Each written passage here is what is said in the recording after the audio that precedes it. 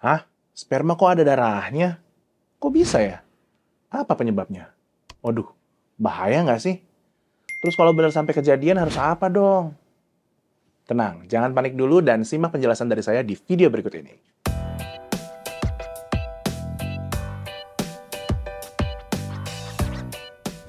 Halo, saya Dr. Abi dari Halo Dokter.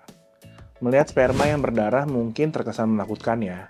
Tapi sebenarnya kalau hanya terjadi sesekali dan nggak disertai dengan gejala lain yang mengkhawatirkan, kondisi yang disebut sebagai hematospermia ini sebenarnya nggak berbahaya kok. Bahkan pada sebagian besar kasus, bisa mereda dengan sendirinya. Nah, dalam kasus yang ringan, hematospermia ini bisa terjadi karena beberapa hal. Pertama, pecahnya pembuluh darah kecil dalam penis saat ejakulasi. Ini sama halnya dengan mimisan yang terjadi saat kita membuang ingus terlalu kencang gitu ya. Kemudian yang kedua, efek samping dari prosedur medis pada saluran kemih atau saluran reproduksi. Misalnya vasektomi ataupun biopsi. Nah, untuk mempercepat proses pemulihan, kamu dianjurkan untuk beristirahat yang cukup ya. Mungkin hindari dulu aktivitas seksual untuk sementara. Dan pada sebagian kasus, sperma berdarah ini juga bisa disertai dengan pembengkakan pada area pangkal paha nih.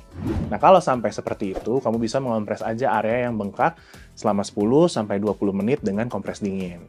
Tapi kalau sperma berdarah terbilang sering banget terjadi, apalagi disertai dengan keluhan nyeri, sebaiknya kamu perlu lebih waspada.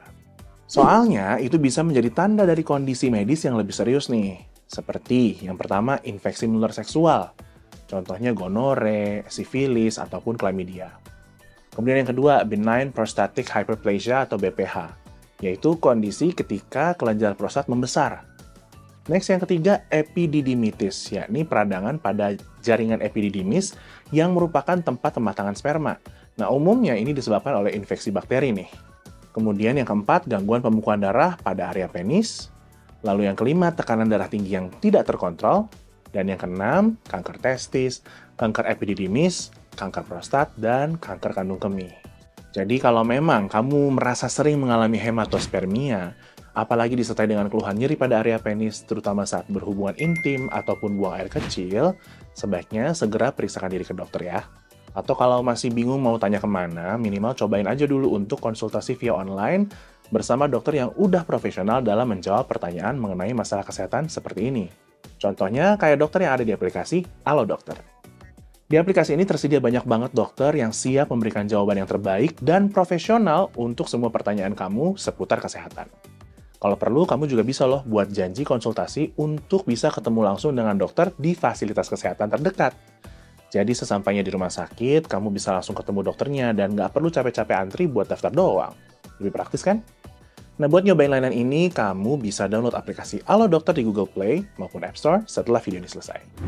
Oke deh, segitu dulu informasi seputar sperma berdarah atau hematospermia yang bisa saya sampaikan. Semoga bermanfaat ya.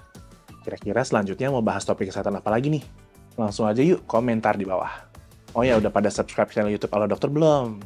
Yuk, subscribe aja sekarang supaya kamu selalu bisa up to date sama beragam informasi kesehatan terbaru dari channel ini.